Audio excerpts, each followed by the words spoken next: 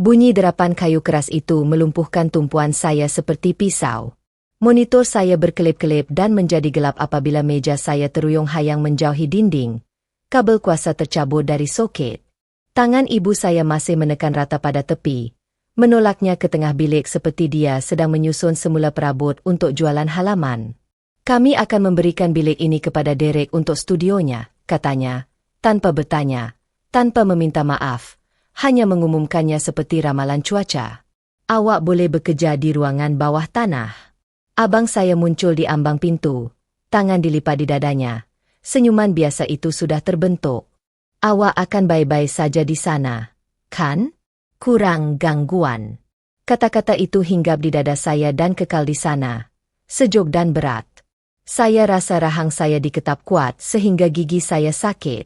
3 tahun file pelanggan. Beribu-ribu jam kerja reka bentuk, persediaan ergonomik yang saya jimatkan selama 6 bulan untuk dibeli. Semuanya tiba-tiba tidak bermakna kerana abang saya yang berusia 24 tahun memerlukan pencahayaan yang lebih baik untuk video TikTok-nya. Tangan saya menggeletar, tetapi saya menekannya rata pada paha saya supaya mereka tidak nampak. Baiklah, saya terdengar diri saya berkata, nama saya Megan. Saya berumur 28 tahun dan seorang pereka UX. Ini kisah bagaimana saya berhenti menjadi ATM keluarga saya dan mula menjadi panggilan bangun mereka. Satu perkataan itu, "Oke," adalah perkara paling berbahaya yang pernah saya katakan kepada mereka. Mereka mendengar persetujuan. Saya bermaksud selamat tinggal. Semasa membesar, saya sentiasa tahu bahawa skala di rumah kami tidak menentu. Saya adalah budak yang berjaga menyempurnakan projek sementara Derek bermain permainan video sehingga jam 3 pagi. Apabila saya memperoleh beasiswa untuk sekolah reka bentuk, ibu saya, Nancy, memeluk saya dengan cepat di dapur dan berkata, "Hebat, sayang. Awak sentiasa bertanggung jawab." Apabila Derek lulus kelas dalam talian, dia jarang sekali hadir. Ibu memesan kek tempahan khas dan menyiarkannya di Facebook seolah-olah dia telah menyembuhkan kanser.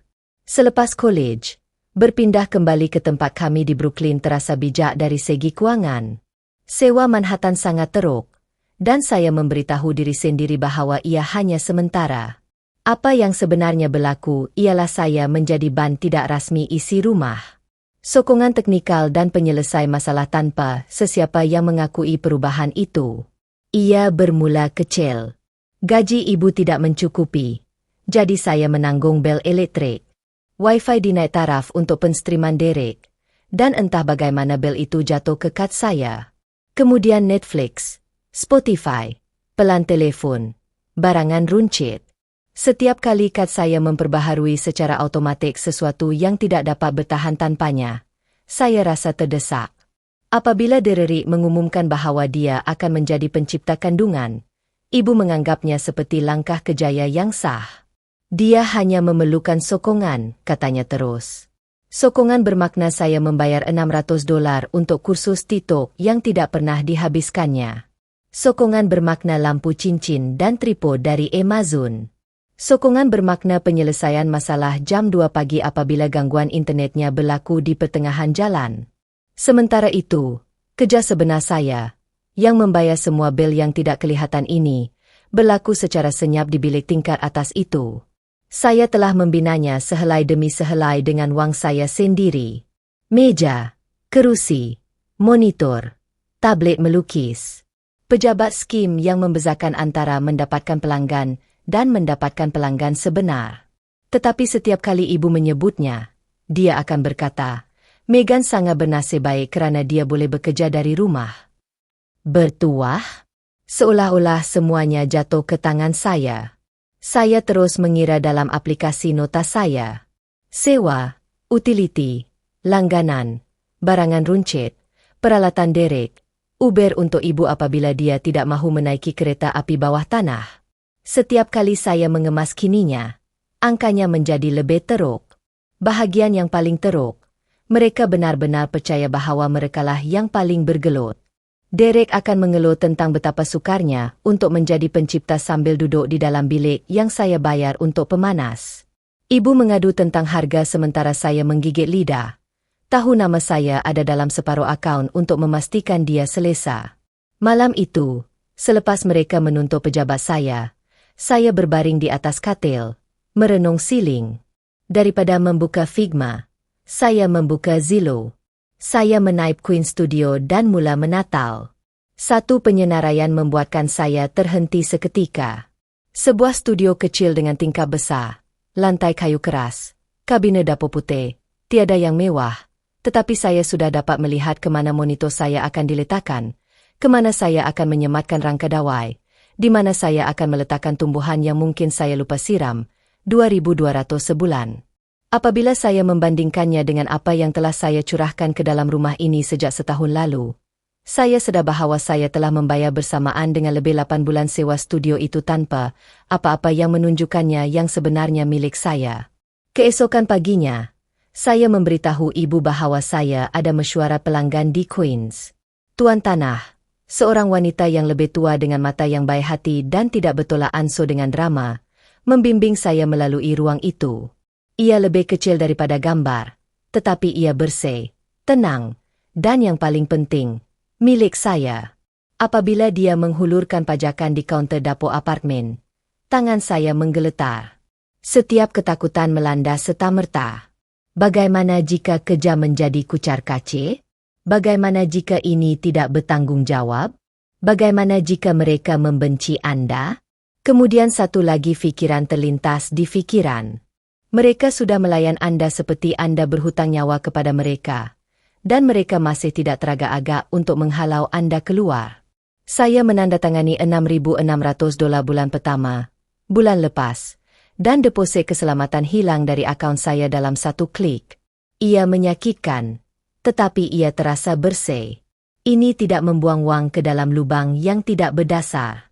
Ini membina sesuatu untuk saya. Saya menaiki kereta api pulang ke rumah petang itu, berhati-hati untuk mengekalkan ekspresi neutral apabila ibu bertanya bagaimana mesyuarat itu berjalan. Beberapa minggu berikutnya, saya mula berkata tidak dengan cara yang kecil.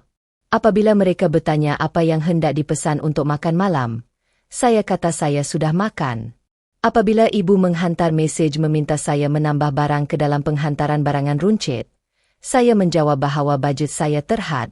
Wi-Fi terputus semasa siaran dererik, dan dia menaiki tangga dengan pantas mengharapkan saya membaikinya. Saya ada tarikh akhir, kata saya tanpa mendongak. Fikirkan. Dia berdiri di sana dengan terkejut, kemudian melangkah pergi. Dunia tidak berakhir. Di sebalik tabir, saya mengubah hidup saya secebis demi secebis. Pemacu keras, buku lakaran, pakaian, dan beg duffel. Saya memberitahu mereka bahawa saya sedang mengemas, membawa barang-barang ke stor. Unit storan itu kebetulan adalah apartemen baharu saya.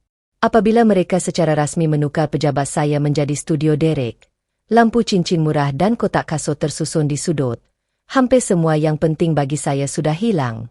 Semuanya hilang beberapa minggu kemudian. Saya pulang ke rumah dan serta-merta perasan sesuatu yang tidak kena. Kerusi lipat murah dari ruangan bawah tanah itu terletak di tempat kerusi ergonomik saya dulu.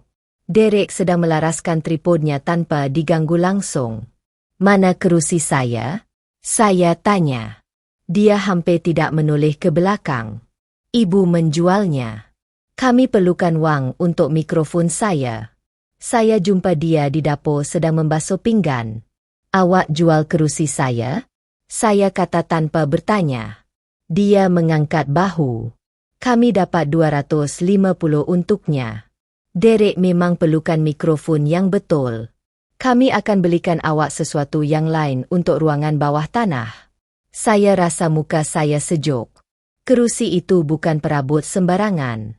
Saya belikannya dengan bonus saya selepas berminggu-minggu sakit belakang. Membayangkan diri saya akhirnya bekerja seperti seorang profesional dan bukannya membongkok di atas meja dapur. Awak tak bagi, kata saya perlahan. Awak jual. Dan awak tak perlukan wang. Awak perlukan wang saya lagi. Rahangnya tegang. Jangan mulakan. Megan. Kita semua berada di bawah tekanan. Derek sedang cuba membina sesuatu. Saya mengeluarkan telefon saya dan membuka aplikasi nota yang telah saya kemas kini selama berbulan-bulan. Saya menghalakan skrin ke arahnya. Inilah yang saya maksudkan.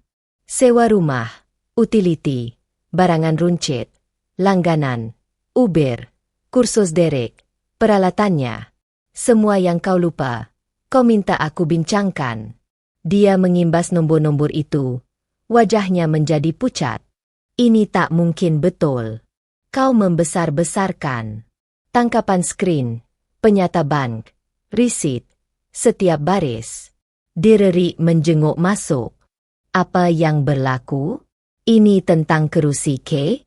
Ibu, aku dah cakap dia akan panik. Aku berpaling kepadanya. Kau ingat aku berdrama? Kau jual kerusi aku untuk dapatkan mikrofon.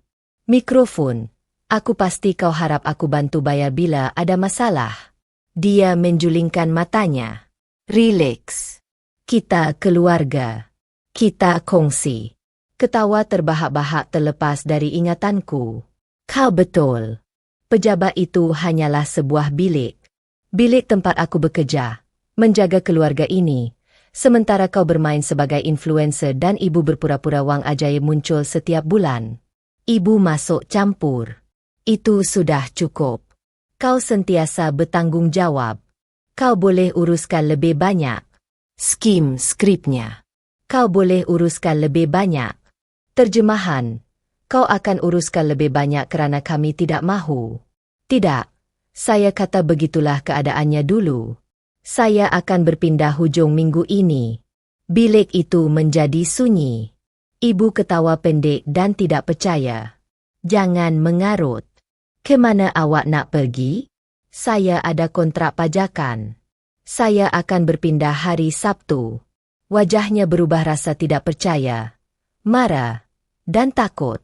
Awak tak boleh buat macam ni kat kami. Kami perlukan awak di sini. Saya tahu. Kata saya. Sebab tu saya buat macam ni. Sebab selagi saya di sini, tiada apa yang berubah. Pagi Sabtu, U-Haul berhenti.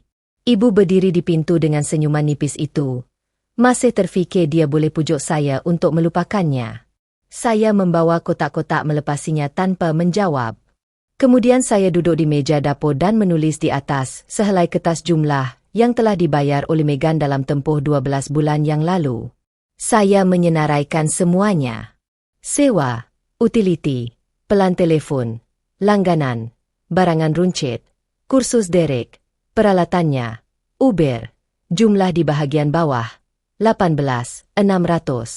Saya mengambil sebatang magnet dan menampalnya di peti sejuk di tempat yang tidak boleh dilewatkan oleh sesiapa pun. Ibu mencapainya. Aku mengusap kertas itu dengan tanganku. Kau boleh baca. Kau tak boleh tanggalkannya. Matanya berkilat. Jadi, kau dah betul-betul selesai. Kau pergi sahaja. Aku takkan pergi dari kau. Kataku. Aku akan pergi daripada menjadi jaring keselamatan kau. Sebelum aku masuk ke dalam truk, aku duduk di atas katil buat kali terakhir dengan komputer riba terbuka. Aku log masuk ke setiap akaun yang masih terikat dengan namaku. Wi-Fi, Netflix, Spotify, pelan telefon, dan menukar kata laluan. Kemudian aku mengalih keluar maklumat pembayaranku sepenuhnya. Mereka akan memikirkannya apabila bel seterusnya tiba. Apabila aku beredar dari tepi jalan, aku melihat mereka di cermin sisi. Ibu dengan tangan memeluk dirinya sendiri. Derek mengeling antara truk dan kertas di atas peti sejuk. Rasa bersalah menyelubungi dadaku seperti selalu. Kemudian aku membayangkan studio baharuku. Cahaya matahari di atas lantai. Kunci di dalam poketku. Aku terus memandu. Keesokan paginya, aku terjaga di apartemen baharuku apabila telefonku bergetar di atas meja sisi. Panggilan terlepas daripada ibu dan Derek. Teks bertindih antara satu sama lain. Hubungi saya. Awak dah tukar kata laluan. Kami tak boleh log masuk apa-apa. Bel internet dah nak kena bayar dan ia lebih tinggi daripada yang saya sangkakan. Tolong betulkan ni. Kami tak mampu bayar ni tanpa awak. Saya yang dulu mesti dah ada dalam aplikasi perbankan saya. Numei duduk di situ merenung nama mereka. Kemudian meletakkan telefon menghadap ke bawah dan membuat kopi sambil ia berbunyi. Panggilan datang bertubi-tubi selama berhari-hari. Ibu terumbang-ambing antara rasa bersalah dan marah. Saya tak percaya awak sanggup buat macam ni pada keluarga awak sendiri. Kalau begitu saya minta maaf. Tolong telefon. Saya tak tahu macam mana kami nak selesaikannya. Mesej Derek adalah aduan yang disamar-samar sebagai kecemasan. Awak betul-betul matikan Wi-Fi. Awak rosakan stream saya. Saya biarkan kecemasan mereka tinggal di tangan mereka. Seminggu kemudian, suhu turun dengan kuat. Suara ibu kedengaran melalui telefon. Panik. Haba padam. Relau berhenti berfungsi. Tukang baiki mahu $400 hanya untuk melihatnya. Kami tak ada apa-apa. Tolong. Saya yang dulu mesti dah menaip nombor kad saya. Awak ada telefon syarikat gas tentang pelan pembayaran tak? Saya tanya. Dia teragak-agak. Awak selalu uruskan perkara-perkara macam tu. Tepat sekali. Senyap. Kemudian Derek menjerit di latar belakang. Ini serius.